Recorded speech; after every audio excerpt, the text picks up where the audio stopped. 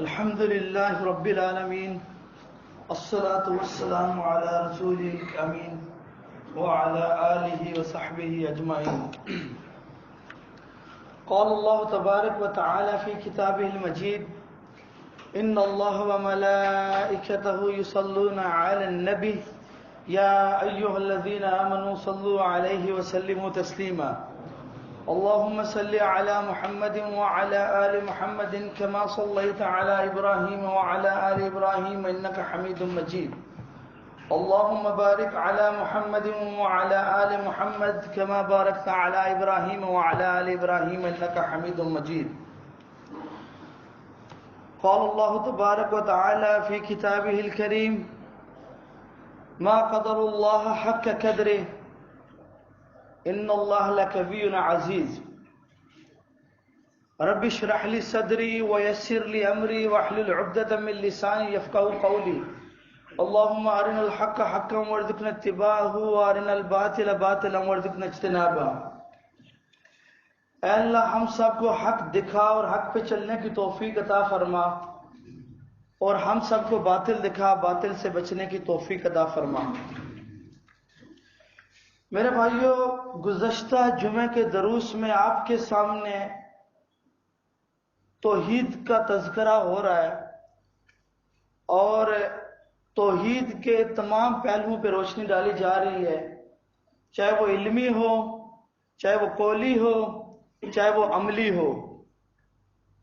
اور مجھ سے پہلے بھی مقررین نے ایک روایتی انداز سے اور پھر علمی انداز سے بھی آپ کے سامنے توحید کے بارے میں بہت سے لوازمات رکھے.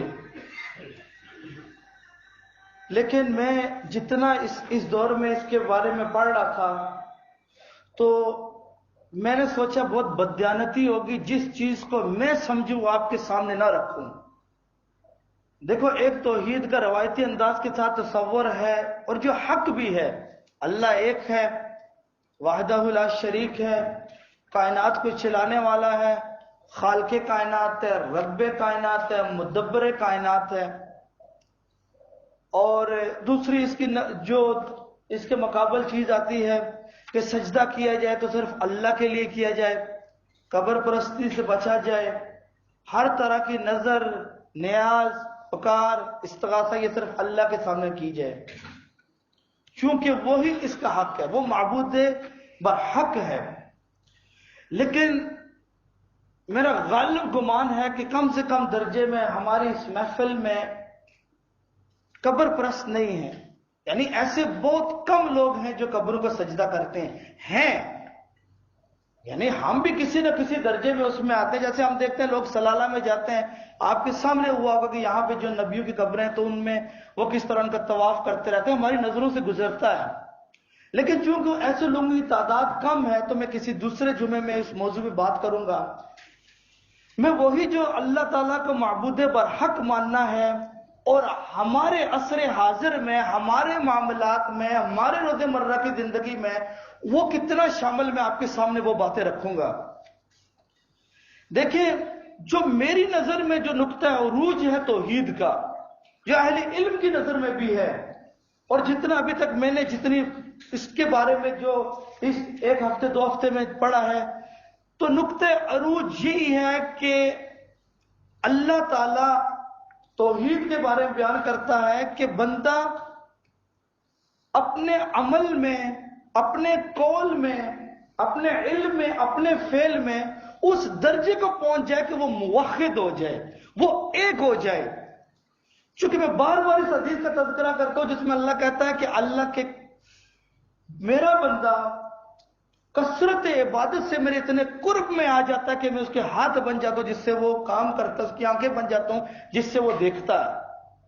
اور یہ حدیث قرآن کی روشنی میں بھی 100% صادق آتی ہے، جس میں اللہ تعالیٰ فرماتا ہے وَإِنَّ صَلَاتِي وَنُسُكِي وَمَحْيَايَ وَمَمَاتِي لِلَّهِ رَبِّ الْعَالَمِينَ، کہ میری نماز، میری قربانی.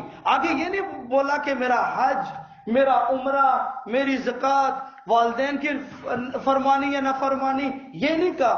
دو باتیں کی، میری قربانی، میری نماز، اور میرا مرنا جینا. یعنی کہ انسان حیات میں جو بھی کر رہا تھا وہ توحید ہے. تو اللہ تعالیٰ فرماتا ہے کہ میری نماز، اے حبیب نے کہہ دیجئے میری نماز، میری قربانی، میری زندگی اور میری موت یہ اللہ کے لیے ہے۔ تو بنیادی طور پر توحید کا مقصد یہ ہوا کہ روزے مرہ کی زندگی میں، اپنے معاملات میں، اپنے خیالات میں، اپنی عبادات میں اللہ کو شامل حال رکھنا، یہ توحید ہے۔ آپ نے دیکھو کہ ہماری زندگی میں اور سب کچھ ہے، دو چیزیں بالکل نہیں ہیں، یا بہت کم ہیں، یا بہت کم لوگوں میں ہیں، ایک توحید اور دوسرا موت، جو کہ ہمارے معاملات میں ہے۔ اب وہ توحید کا اگر اس کا ایک اثر ہماری زندگی میں اترتا ہے تو وہ ایک بات کی بات ہے، لیکن اصل جو توحید کا نچوڑ ہے وہ ہماری زندگیوں میں غالب نہیں ہے۔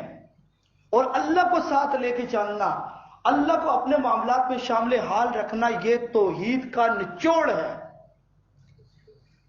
اور یہی چیز منبر سے اور محراب سے سکھانے کی باتیں ساری، چونکہ المیہ یہ ہے کہ ہم کو ایسے راہبر نہیں ملے، ہم کو ایسے لوگ نہیں ملے، ایسے علماء نہیں ملے کہ جو ایک غیر روایتی انداز سے ہمیں بتا سکیں کہ بھائی توحید کا اصل مقصد کیا ہے۔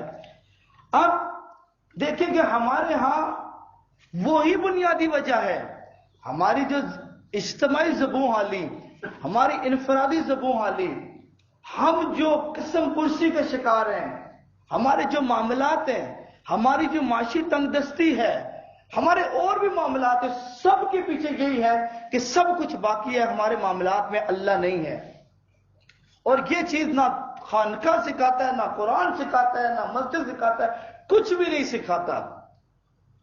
علامہ اقبال فرماتے ہیں، اٹھا میں خانقاہ و مدرسہ سے نمناک، نہ زندگی، نہ محبت، نہ معرفت، نہ نگاہ۔ اور اللہ تعالیٰ بھی قرآن میں ہم سے گلہ کرتا ہے، سورہ انفال میں ہے، سورہ غافر میں ہے، سورہ زمر میں ہے، سورہ حج میں ہے کہ ما قدر اللہ حق قدر، کہ جس طرح میرے بندے کو میری قدر کرنی چاہیے تھی، میرے بندے نے میری قدر نہیں کی۔ جس طرح مجھے معبود برحق سمجھنا چاہیے تھا، میرے بندے نے مجھے معبود برحق نہیں سمجھا۔ دیکھو توحید ایک ہوتا ہے علمی طور پر کہ اللہ کو تسلیم کرنا کہ اللہ ہے، لیکن اس توحید کا کوئی تصور نہیں ہے، اس توحید میں کوئی نجات نہیں ہے جس کے ساتھ عمل نہ ہو۔ اور جس انسان کی زندگی میں یہ چیز غالب نہیں ہے، اس میں کون سی خیر باقی رہے گی؟ تو نے پوچھی ہے امامت کی حقیقت مجھ سے، حق تجھے میری طرح صاحب اسرار کرے، ہے وہی تیرے زمانے کا امام برحق جو تجھے حاضر و موجود سے بیزار کرے۔ موت کے آئینے میں دیکھا کر رخ دوست، زندگی تیرے لیے اور بھی دشوار کرے، دے کے احساس ضیا تیرا لہو گرما دے، فقر کی سان چڑھا کے تجھے تلوار کرے۔ فتنہ ملت بیضا امامت اس کی جو مسلمان کو سلاطین کا پرستار کرے۔ یہ مسلمان کی شایان شان نہیں ہے جو اللہ کے علاوہ کسی اور کے در پہ جھکے، یہ مسلمان کی شایان شان نہیں ہے کہ جس کی تمام نداء، تمام صدا اللہ کے علاوہ کسی اور سے ہو۔ میں بار بار اس چیز کا تذکرہ کرتا ہوں، اجتماعی طور پر بھی ہم غیروں کے غلام ہیں، انفرادی طور پر بھی ہیں۔ کتنے لوگ ہیں جو اپنے معاملات میں اللہ تعالیٰ کو کار فرما رکھتے ہیں، کتنے لوگ ہیں کہ جب ان پہ کوئی پریشانی آتی ہے، جب کوئی مصیبت آتی ہے، وہ اللہ تعالیٰ کو یاد کرتے ہیں۔ کیا ہم میں کوئی ایسا ہے؟ جیسے گزشتہ جمعے آپ کے سامنے رکھا تھا، ہمیں جب کوئی تکلیف لائق آتی ہے تو ہم یا تو اپنے باس کے پاس جاتے ہیں، یا اپنے فائنینس ڈپارٹمنٹ کے پاس جاتے ہیں، یا اپنے دوستوں کے پاس جاتے ہیں، نہیں جاتے تو اللہ کے پاس۔ میں کہتا ہوں نا، ایک سجدہ ہے جس کو کرنا ہے، ایک سجدہ جسے تو گراں سمجھتا ہے، بلکہ قرآن کی آیت ہے، بسا اوقات قرآن پڑھنا، نماز پڑھنا طبیعت پہ گراں گزرتا ہے۔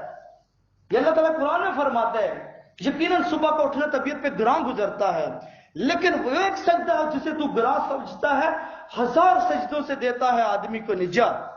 یہ اتنا بڑا سجدہ ہے اور اسی کی کمی ہے۔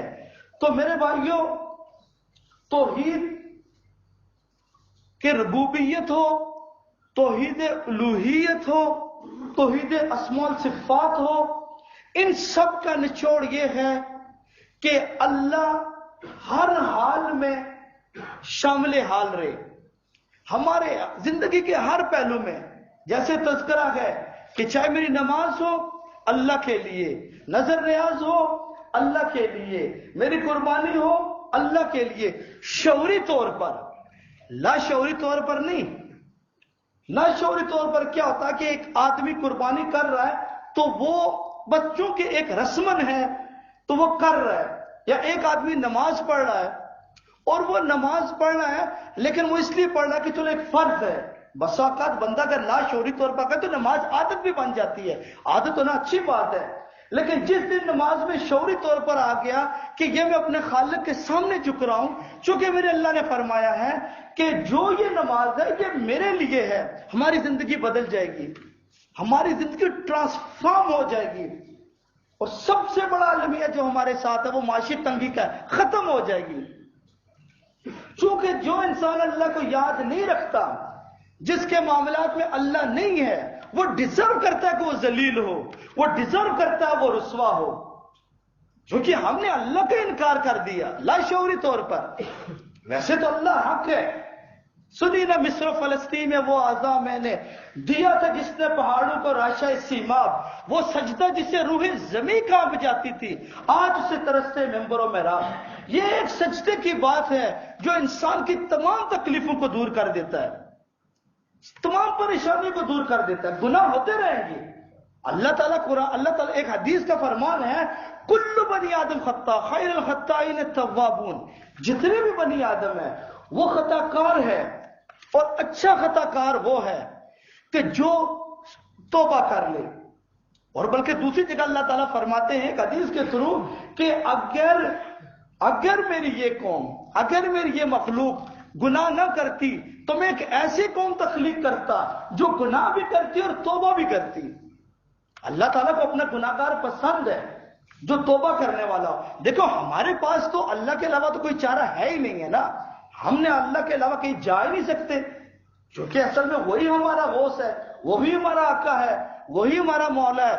ہم کہتے ہیں ہماری پکار بھی اللہ تعالیٰ کے لیے ہے، ہم بھلے گناہگار ہیں، ہم بھلے سیاکار ہیں، خطا کار ہیں، لیکن ہمارا سب سے بڑا گمان نہیں یقین وہ یہ کہ اللہ ہے، اور اللہ کی وہ در ہے، اللہ کی وہ در ہے جہاں پہ تمام بگڑیاں بنتی ہیں۔ نہ جہی کہاں میں اما ملی، جو اما ملی تو کہاں ملی، میرے جرم خانہ خراب کو تیرے عفو و بندہ نواز میں۔ میرے بھائیوں یہ جو توحید کا جو یہ سارا مسئلہ ہے، توحید کے سارا معاملات ہے، اس کا نچوڑ اگر ہم اپنے دل میں اتار لیں تو ہمارے بہت سے معاملات ٹھیک ہو سکتے ہیں، ہماری زندگیاں بدل سکتی ہیں۔ اور کوشش کروں گا میں اگلے جمعے میں آپ کے سامنے بتاؤں گا کہ جب حضرت آدم علیہ السلام پہ تکلیف آئی، حضرت ایوب علیہ السلام پہ آئی، یا تمام نبیوں پہ آئی، ہمارے پیر حبیب اللہ صلی اللہ علیہ وسلم پر جب تکلیف آئی تو انہوں نے کس کو یاد کیا؟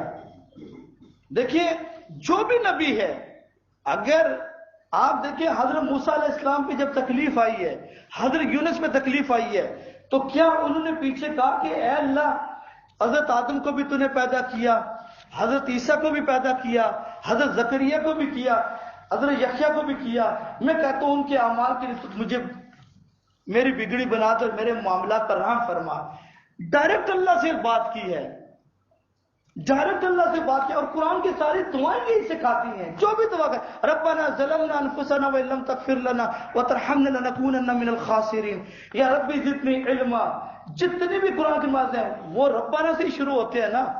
اللہ تعالیٰ نماز کے ذریعے بھی ہمیں، قرآن کے ذریعے بھی ہمیں اس کا پیغام دیتا ہے۔ اور جو بندہ توحید کی راہ پہ آ جاتا ہے، توحید کی راہ پہ آنا، رجوع اللہ کرنا، اللہ کی طرف متوجہ ہونا، اللہ بھی اس سے بڑھ کے اس کی طرف خوش ہوتا ہے۔ بلکہ میرے ذہن میں ایک حدیث آ رہی ہے، اللہ کے حبیب صلی اللہ علیہ وسلم فرماتے ہیں، صحیحین کی حدیث ہے کہ ایک شخص ہے وہ رخت سفر باندھتا ہے کسی صحرا میں، تو صحرا میں سفر کی تھکان کی وجہ سے وہ ایک درخت کی آڑ میں بیٹھ جاتا ہے اور اس پہ نیند طاری ہو جاتی ہے اور وہ سو جاتا ہے۔ اس دوران میں اس کا جو اونٹ ہے جس کے پاس اس کے سفر کا سارا ساز و سامان ہے وہ کہیں گم جاتا ہے۔ اب کچھ دیر کے بعد جب اس کی آنکھ کھلتی ہے تو وہ دیکھتا ہے کہ اس کا اونٹ نہیں ہے. اب اونٹ نہیں ہے تو مال و اسباب بھی نہیں ہے. اب صحرا کا سفر یقینی موت ہے, آنکھ کے سامنے یقینی موت ہے. اب وہ اللہ کی طرف دیکھتا ہے, کبھی اوپر دیکھتا ہے, کبھی آس پاس میں دیکھتا ہے, نظر نہیں آتا. اللہ تعالیٰ فرماتے ہیں, اور دوسرے سن کے فرماتے ہیں, موت کا انتظار کرنے لگتا ہے. مایوسی اس پر غالب آ جاتی ہے اور وہ دیکھتا ہے اب کیا ہوگا.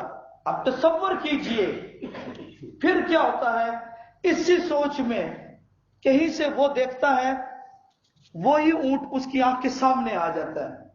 وہ اتنا خوش ہوتا ہے, اونٹ کو دیکھ کے اتنا خوش ہوتا ہے, کیونکہ اونٹ کا مل جانا اس کی زندگی کی ضمانت ہے. وہ اتنا خوش ہو جاتا ہے, بے اختیار کہتا ہے کہ اللہ میں تیرا رب ہوں, تو میرا بندہ ہے. یعنی وہ کہتے ہیں نا, جب بھی تیری قربت کے امکان نظر آئے ہم اتنے خوش ہوئے کہ پریشان نظر آئے کہ اے اللہ میں تیرا رب ہوں, تو میرا بندہ ہے. اتنا خوشیوں کا ہجوم تھا. اللہ تعالیٰ فرماتا ہے کہ جب میرا بندہ موحد ہو جاتا ہے, رجوع اللہ کرتا ہے, میرے ساتھ آ جاتا ہے, تو میں اس بندے سے بھی زیادہ خوش ہوتا ہوں کہ جس کا صحرا میں اونٹ گم گیا تھا. تو ایک چیز ہے میرے بھائیوں, ہر طرح کی ندا, ہر طرح کی پکار, اپنے معاملات میں اللہ کو شامل حال رکھنا, یہ توحید کا نچوڑ ہے. کچھ بھی کرتے ہیں, چاہے وہ آپ کے نجی معاملات ہوں, دینی معاملات ہوں, دنیاوی معاملات ہوں, اللہ کو ساتھ لے کے چلیں گے, موحد ہو کے چلیں گے. اللہ کی توحید یہی ہے کہ ایک پیج پہ جمع ہوں گے اللہ اور آپ, تو آپ کے سارے معاملات ٹھیک ہو جائیں گے. تو آخر میں آپ کے سامنے ایک بات رکھوں گا, وہ یہ ہے کہ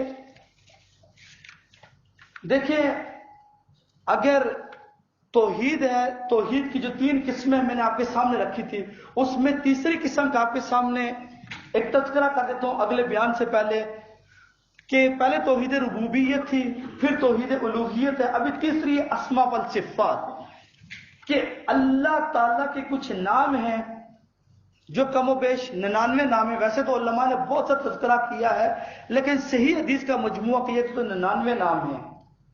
اللہ تعالیٰ کو ان کے ناموں سے بلانے سے بھی انسان کے معاملات اور اس کی دعائیں قبول ہوتی ہیں. اللہ تعالیٰ قرآن میں فرماتے کہ اللہ کو اللہ کے ناموں سے یاد کیا کرو, جیسے کہتے کہ یا حی یا قیوم برحمتک استغیث, اے ہمیشہ قائم رہنے والے, اے ہمیشہ قائم رہنے والے کہ میرے حال پر رحم فرما, میں تیری رحمت کا طالب ہوں. تو اگلا جو میرا آپ کے سامنے جو موضوع ہوگا وہ یہی ہوگا کہ اللہ تعالیٰ نے کس طرح نبیوں کے ذریعے ہمیں تعلیم عطا فرمائی, کہ جب نبیوں پر مشکل آئی تو نبیوں نے کس کو یاد کیا اور کس طرح یاد کیا.